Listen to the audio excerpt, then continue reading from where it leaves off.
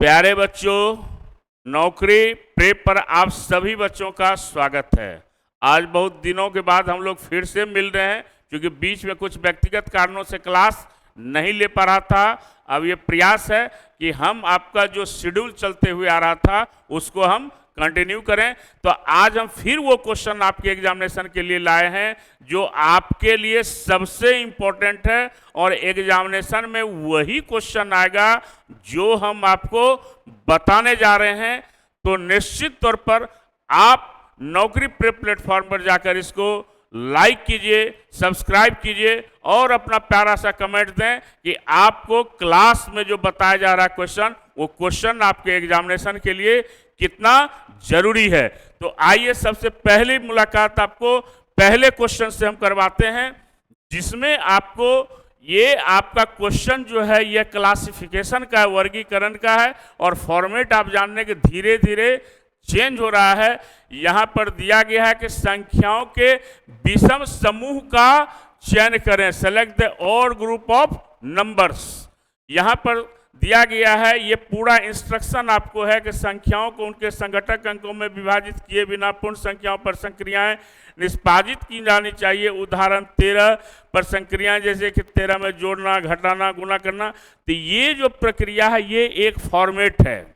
इस फॉर्मेट को आपको ध्यान में रख के क्वेश्चन को देखना है, और केवल आपको इस स्टेटमेंट को ध्यान में रखना है कि ये किस चैप्टर से रिलेटेड है। तो यहाँ जैसे ही विषम समूह का दिया तो हम सीधे प्रश्न पर चले आएंगे कि मेरा किस प्रकार का विषम अंक जो है, विषम संख्या जो है वह निकाला जाएगा। तो आप नंबर को देखें यहाँ पर, तो 14 को अगर हम 2 से गुना करते हैं 28 होता है, और 28 को 2 से गुना करने पर हमारा 42 नहीं आता है। तो ये हमारा अभी क्या है, इसको सस्पेंड में रखते हैं कि यह मेरा आंसर होगा या नहीं। दूसरे ऑप्शन को देखते हैं, तो यहाँ देखिए कि 16 दूना 32 है, और 32 को 2 से मल्टीप्लाई करेंगे तो 64 होता है। तो ये लॉजिक हुआ है। 16 इंटू 2 32 हो गया, 32 को 2 से मल्टीप्लाई फिर करेंगे 64 होगा। क्लियर है। अब थर्ड को देखते हैं, 18 इंटू 2 36 हुआ, 36 इंटू 2 आपका 72 हुआ। यानी ये दोनों आपका लॉजिक सेम है। अब तीसरे को देख लेंगे तो चौथे का पता चल जाएगा कि कौन सबसे अलग है आपका। यहां पर है आपका 12 इंटू 2 24 हो गया, 24 इंटू 2 48 हो गया। तो निश्चित तौर पर ये तीनों लॉजिक जो है वो एक समान है, डबल होते गया है। लेकिन आपका 4 ऑप्शन जो है, ये 1 ऑप्शन जो आपका दिया गया है, ये ऑप्शन बिल्कुल आपका इस तीनों से डिफरेंस है। तो आंसर मेरा क्या हो गया, ये हो गया कि 14 दूना 28 और 14 तिया 42 हुआ। ये यानी इस अंक से मल्टीप्लाई किए 28, इस संख्या से गुना किए 42 हुआ, जो इस ग्रुप में शामिल नहीं हो सकता है। और ये सभी 16 इंटू 2 32 इंटू 2 64, उसी प्रकार 18 इंटू 2 36 इंटू 2 72 हो गया। वैसे ही 12 इंटू 2 24 इंटू 2 48 हो गया। 12 दूना 24 दूना 48, या 12 चौके 48 कर दीजिए, 18 चौके 72 कर दीजिए, 16 चौके 64 कर दीजिए। तो बिल्कुल आपका पहला जो है वह उस ग्रुप में शामिल नहीं हो सकता है। तो आंसर हमारा 1 होगा। क्लियर है प्यारे बच्चों। ऐसे ही अब अगले क्वेश्चन को हम लोग देखें। अगला क्वेश्चन आपका आर्गुमेंट्स का है। आर्गुमेंट्स में कहा है कि क्या संयुक्त परिवार जो है वह एकल परिवारों से बेहतर है। कहने का अर्थ ये हुआ कि हम लोग जब परिवार में, पहले आप देखते होंगे या अभी भी बहुत सारे फैमिली में है कि संयुक्त परिवार है, चाचा चाची भी हैं, दादा दादी भी हैं, यानी जितने भी परिवार के सदस्य हैं वो सब एक साथ रहते थे, एक साथ जो है भोजन करते थे। और एकल परिवार का मतलब हुआ कि वाइफ, हस्बैंड और बच्चा। तो दोनों में क्या डिफरेंसेस है, इसी पर प्रश्न आपको पूछा गया है। कि क्या संयुक्त परिवार एकल परिवारों से बेहतर है, ये तुलनात्मक अध्ययन किया है, तब आपको लॉजिक के माध्यम से समझाना है कि बेहतर है या नहीं है। तो पहला तर्क दिया है कि हाँ, संयुक्त परिवार में सुरक्षा सुनिश्चित होती है और काम का भार भी बंट जाता है। ये बिल्कुल सही है कि अगर संयुक्त परिवार रहता है तो उसमें काम जो है वो सबों को अगर बांट दिया जाए तो थोड़ा थोड़ा सा हिस्सा सबको पड़ेगा, लेकिन अगर एकल परिवार रहेगा तो सारा काम का बोझ जो है वह क्या होगा, एक ही परिवार पर, एक ही व्यक्ति पर पड़ेगा।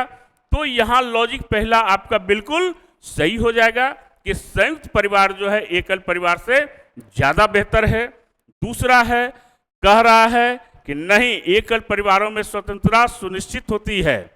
अगर एकल परिवार है तो कह रहा है सुनिश्चितता, स्वतंत्रता जो है, फ्रीडम जो है वह सुनिश्चित होती, यानी सबको जो है वह क्या है, अधिकार मिल जाता है, जो इच्छा होती वो करता है और कोई व्यवधान नहीं होता है, कोई रोकने वाला, कोई टोकने वाला नहीं होता है। तो एक लॉजिक ये आप दे सकते हैं, क्योंकि हर व्यक्ति चाहता है कि हम अपना कार्य या हम कोई भी निर्णय लें तो हम अकेले का निर्णय हो, सबके निर्णय का को हम शामिल ना करें। तो यहाँ पर पहला भी लॉजिक सही है और दूसरा भी लॉजिक आपका क्या है, सही है। तो दोनों जब सही होगा तो आपका आंसर हो जाएगा कि पहला और दूसरा दोनों ही आपका आर्गुमेंट्स जो है वह क्या हो गया, वह सही होगा। यानी कहीं कहीं आपको एकल परिवार भी बेहतर है निर्णय लेने के लिए। अगर आप स्वतंत्र निर्णय लेते हैं तो बहुत सारा काम का निष्पादन ऐसे ही हो जाता है, और परिवार में रहते हैं, संयुक्त परिवार में रहते हैं तो काम का भार, निर्णय लेने का, सामूहिक निर्णय भी कभी कभी आपका क्या होता है, फायदेमंद होता है। तो दोनों की अपनी एक सीमा रेखाएं हैं, तो दोनों हमारे लिए जरूरी है, इसलिए दोनों ही तर्क सही है। क्लियर है। इसी प्रकार अगले क्वेश्चन में हम देखते हैं कि क्या है कि रोहन की घड़ी में प्रदर्शित समय के अनुसार अभी 6:30 बजे हैं और घड़ी की सुइयां दक्षिण दिशा की ओर इंगित करती है, यानी आपका साउथ की ओर इंगित करती है। तो ठीक 24 घंटे बाद मिनट की सुई दी गई दिशाओं में से किस दिशा की ओर इंगित करती है। तो आप जब घड़ी बनाएंगे तो आप देखेंगे यहाँ पर इस प्रकार से आप घड़ी को बनाएं और आप देखें यहाँ पर क्या होगा, 12, 1, 2, 3, 4, 5, 6, 7, 8, 9, 10, 11 है, और आपको कहा कि 6:30 बजे है ना। रोहन की घड़ी में प्रदर्शित समय के अनुसार अभी 6:30 बजे हैं और घड़ी की सुइयां दक्षिण दिशा की ओर इंगित करती है। यानी जब 6:30 बजेगा तो यहाँ पर क्या होगा कि दोनों सुइयां जो होगी आपका क्या होगी, यहाँ पर दोनों सुइयां आपका इस प्रकार से होगी आपका कि यहाँ पर आपका 6:30 बजेगा। तो 24 घंटा के बाद कहा, तो 6:30 बजे के बाद फिर उसमें 24 घंटा जोड़ेंगे तो फिर मेरा क्या होगा, 6:30 ही होगा। तो ये आपका किस दिशा में है, ये आपका दक्षिण दिशा में है। ये किधर है आपका, दक्षिण हो गया, ये आपका उत्तर दिशा हो गया, ये आपका पश्चिम दिशा हो गया, और ये आपका क्या हो गया, पूर्व दिशा हो गया। यानी आपका क्या हुआ कि नॉर्थ हुआ, ईस्ट हुआ, साउथ हुआ और आपका वेस्ट हुआ। तो यहाँ पर जो कहा कि रोहन की घड़ी में प्रदर्शित समय के अनुसार अभी 6:30 बजे हैं और घड़ी की सुइयां दक्षिण दिशा की ओर इंडिकेट करती है, ये 6:30 बजेगा, है ना। तो कह रहा है तो ठीक 24 घंटे बाद मिनट की सुई दी गई दिशाओं में से किस दिशा में, तो मिनट की सुई कौन सी हुई, ये मिनट की सुई हो गई। ये मिनट की सुई जो होगी वह किधर होगी, आपको दक्षिण दिशा की ओर होगी। तो यही हमारा क्या होगा, आपका आंसर हो जाएगा। तो ऐसे क्वेश्चन को बनाने के लिए बिना घड़ी बनाए हुए, बिना कलम चलाए हुए भी सॉल्व कर सकते हैं। जैसे ही लिखा कि 6:30 बजे दक्षिण दिशा की ओर आपका मिनट की सुई है, तो आप घड़ी की सुइयां दक्षिण दिशा की ओर है, और 24 घंटे के बाद कहा तो 24 घंटे के बाद भी तो वहीं पर होगा, यानी इसका भी क्या होगा, दक्षिण दिशा होगा, साउथ होगा। तो आपको सोचना पड़ेगा कि हमको प्रश्न में क्या कहा गया है और हमको क्या करना है। तो इस प्रकार से क्वेश्चन को हम सॉल्व करेंगे। हम आगे का क्वेश्चन क्या है, आगे आपका सिटिंग अरेंजमेंट का क्वेश्चन है कि U V W X Y and Z are sitting in a circular circle. तो अब आपका एक सर्कुलर आपका क्या है, ये सर्किल है आपका, और इसमें क्या कहा है आपको, इसमें कहा है आपको कि फेसिंग द सेंटर, यानी किसको फेस कर रहा है, या सेंटर को फेस कर रहा है। V is sitting to the left of Y, V जो है वह वाई के बाएं है। तो अगर भी को यहां पर हम ले लेंगे तो ये क्या हो जाएगा, वाई के बाएं हो जाएगा। यानी क्लॉक वाइज हमेशा क्या होता है, लेफ्ट होता है, दक्षिणावर्त दिशा में हमेशा बाएं और वामावर्त दिशा में दाएं। तो भी जो है वह वाई के किधर हो गया, बाईं ओर बैठा है। अब कह रहा है W is sitting to the right of Y, और W जो बैठा है वह वाई के दाहिने बैठा है। तो यहां पर आपको क्या हो गया, W हो गया, चूंकि वाई का दायां है तो एंटी क्लॉकवाइज हमेशा क्या होता है, राइट। हमेशा इसको ध्यान में रखेंगे। ये अगर आपका बाएं है तो ये आपका क्या हो जाएगा, ये दाएं हो जाएगा। इसको अगर हम लोग याद रखेंगे लेफ्ट और राइट, तो हमारा क्वेश्चन बिल्कुल ही आसान हो जाएगा। तो भी वाई के बाएं है और W वाई के दाएं है। फिर कह रहा है यहां पर कि जेड यू और एक्स के बीच में बैठा हुआ है। तो अभी ये सेंटेंस है जैसे यहां पर कि Z is sitting between you and x, ये अभी हमारा क्लियर नहीं है, इसको छोड़ देंगे। लेकिन यहां पर कहा है कि यू W के दाईं ओर, यू कहां पर है, you is sitting immediate right of W, यानी यू जो है यहां पर W के राइट में है आपका बैठा हुआ। तो अब हमको जो कहा कि जेड यू और एक्स के बीच में है, तो जब यू यहां हो गया तो क्या कह रहा है कि जेड जो है वह कहां बैठा हुआ है, यू और एक्स के बीच में बैठा हुआ है। तो यही मेरा क्या हो गया, यू हो गया, यहां जेड हो गया और यहां पर क्या हो गया, एक्स हो गया। तो इस प्रकार से सारे कोई जो है वह सेंटर की ओर फेस करके बैठा हुआ है।